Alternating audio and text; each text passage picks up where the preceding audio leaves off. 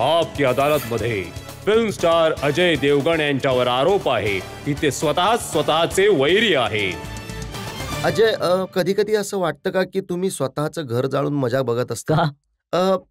2000 साली तुम्ही पीकवर होता, तुमच्या एका पाठोपाठ एक फिल्म्स हिट होत होत्या, तुम्ही प्रोड्युसर बनलात, राजू चाचा तुम्ही बनवली आणि कोट्यावधींचं नुकसान केलं.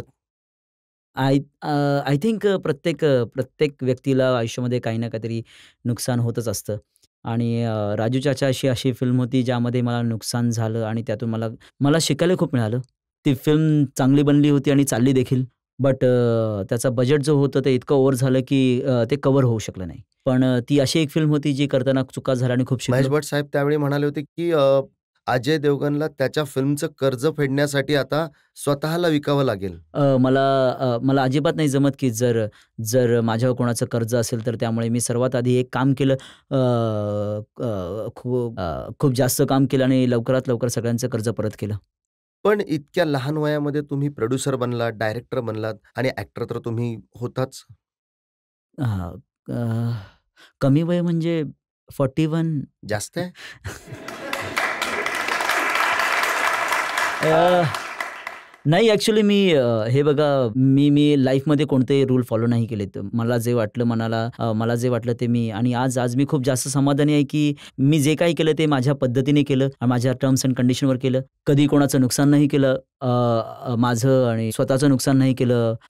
त्यामुळे मी हॅपी आहे where I am, what I am because जे काही आहे ते माझ्या टर्म्स एंड कंडिशनवर आहे. हे तर खरं आहे की तुम्ही फिल्म इंडस्ट्रीचे जे रूल्स आहेत त्यांना तुम्ही नाही मानत. तुम्ही कोणत्याही अवॉर्ड फंक्शनला नाही जात. हो. तुम्हाला अवॉर्ड्स अजिबात आवडत नाही. असं नाही की मला आवडत नाहीये, पण मला असं वाटतं की हल्ली जे काही अवॉर्ड्स जास्त करून जे मला वाटत नाही की की खूप जास्त ठीक नाहीयेत आणि जी गोष्ट मला आवडत नाही मी तिथे जात नाही. नॅशनल अवॉर्ड घ्यायला तर गेला होता तुम्ही. हॉनेस्टली सांगू तुम्हाला मी पहिला नॅशनल अवॉर्ड घ्यायला मी जाऊ शकलो नव्हतो आणि त्यामध्ये माझी काही चूक नव्हती. त्यावेळेस मी उटीमध्ये शूट करत होतो आणि एकच फ्लाइट होती जी दिल्लीला येत होती आणि ती फ्लाइट त्या दिवशी कॅन्सल झाली. त्यामुळे पहिला नॅशनल अवॉर्ड घेऊ शकलो नाही मी स्वतः. तर माझ्या आईला मुंबईहून दिल्लीला जावं लागलं आणि तिने तो पहिला नॅशनल अवॉर्ड रिसीव्ह केला होता तेव्हा. हो, पण दुसरा नॅशनल अवॉर्ड घ्यायला मी गेलो होतो. हो, पण इंडस्ट्रीमधील जे इतर अवॉर्ड्स आहेत त्यांना तुमचा विरोध आहे. हो, एका प्रकारे.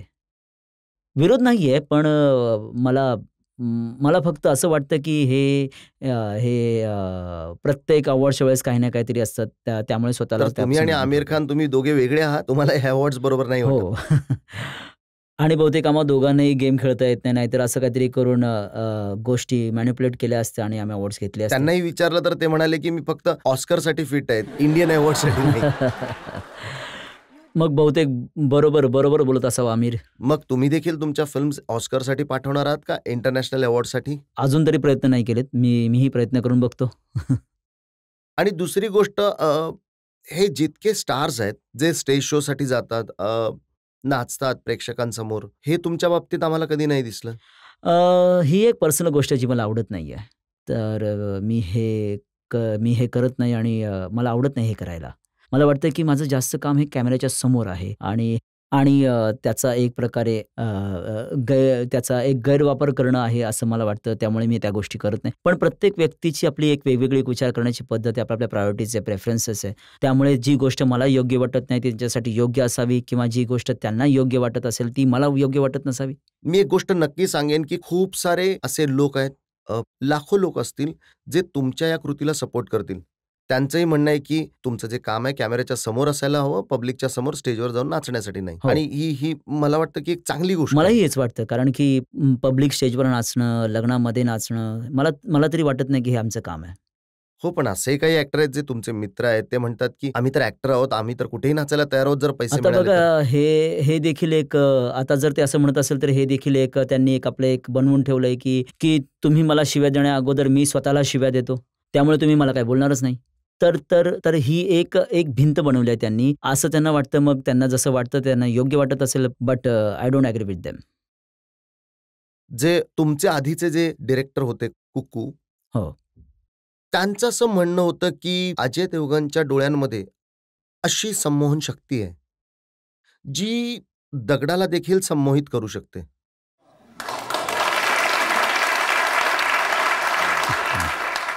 मला वाटतं की ही खूपच मोठी आणि सुंदर कॉम्प्लिमेंट आहे आणि मी त्यांचे खूप आभार मानू इच्छितो यासाठी, फूल और काटे फिल्म बनवण्यासाठी. आणि त्या फिल्मपासून मी सुरुवात केली आणि आज त्या फिल्मने सुरुवात केली होती आणि त्यांच्याबरोबर सुरुवात झाली होती माझी. आता हे जे डोळे आहेत ज्यांच्याविषयी ते इतके बोलले होते,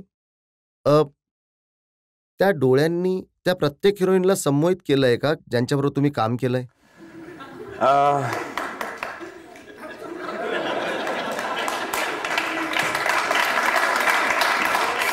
तुम्ही जे बोलताय ते झालं असं तर किती बरं झालं असतं.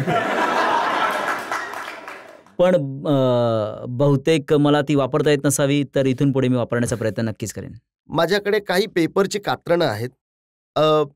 कंगना राणावत यांनी म्हटलंय की मी अजय यांच्यावर खूप प्रभावित आहे आणि जास्तीत जास्त फिल्म्स मी अजय बरोबर करू इच्छिते.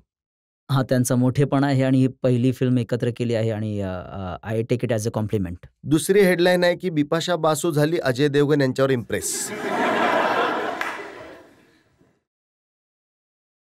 सर या सगळ्या हेडलाईन्स आहेत, यावर कोण यावर. तिसरी हेडलाईन आहे अजय देवगण बरोबर माझी केमिस्ट्री सगळ्यात जास्त चांगली आहे, करीना कपूर.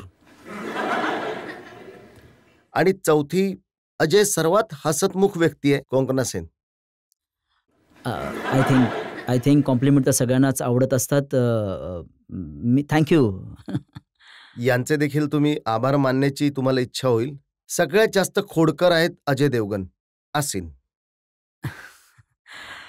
हे बघा, थोडीफार मस्ती तर करावीच लागते ना, नाहीतर मग तुम्ही जेव्हा एखाद्या तुमच्या शूटला जात असा तेव्हा 70-80 दिवस 100-150 लोकांबरोबर तुम्ही तुमचा वेळ घालवत असा तुमची फॅमिलीशिवाय, तर तुम्ही सातत्याने फक्त काम करत राहता, मजा मस्ती नाही करणार, एक रॅपो नाही बनत. आणि जर तुम्हा सगळ्यांना कम्फर्टेबल करता, तेव्हा मला वाटतं की एक बॉन्डिंग बनतं, एक फॅमिलीसारखे राहता आणि मग 70-80 दिवस कधी निघून जातात हे कळत नाही, मग कामही मी चांगलं असं होतं. ऐकलंय की अशा शूटिंगच्या दरम्यान तुम्ही करीना कपूर यांना सांगितलं की त्यांच्या खोलीमध्ये एक अतृप्त आत्मा आहे.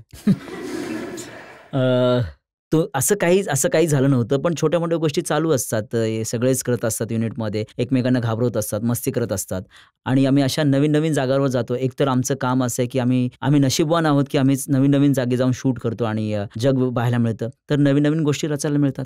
त्या सर्व हिरोईन्स बाबत मी समजू शकतो, त्यांच्या कॉम्प्लिमेंट बद्दल समजू शकतो, पण जेव्हा तुम्ही काजोल बरोबर काम करता तेव्हा त्यांनाही असेच घाबरवता का? नाही, अजिबात नाही, मार खावा लागेल मला.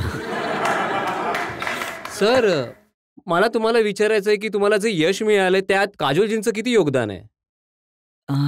हे बघा, सर्वात महत्त्वाची गोष्ट तुम्हाला सांगू इच्छितो की जेव्हा एखादी व्यक्ती काम करत असते किंवा मग त्याची फॅमिली लाईफ असते, तर ती व्यक्ती तेव्हाच कामामध्ये कॉन्सन्ट्रेट करू शकते जेव्हा ती व्यक्ती आनंदी असेल, त्याच्या घरामध्ये आनंदी असेल, त्याच्या घरचं काही टेन्शन नसेल. आणि याचं क्रेडिट मी पूर्णपणे काजोलला देतो आणि मी खूप लकी आहे की मला काजोलसारखी बायको मिळाली की जी सेम गोष्टीमध्ये बिलीव्ह करते आणि आज त्यांची बॉन्डिंग माझ्यापेक्षा जास्त आहे. जेव्हा मी बाहेर असतो तेव्हा आय फील लाईक आउटसाइडर, ज्या गोष्टीचा मला अभिमान आहे.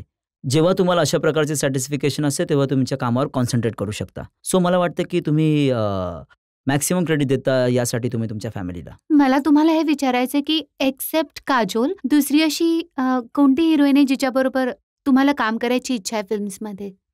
जितकी नावं यांनी घेतली त्या सगळ्यांबरोबर काम करण्याची इच्छा आहे मला. तुमच्या मॅरिड लाईफ मधला असा एखादा क्षण जो नेहमी तुमच्या लक्षात राहिलाय, तो आमच्याशी शेअर कराल? कोणताच नाही? तुमच्या लक्षात आहे तुमच्या आयुष्यातलं?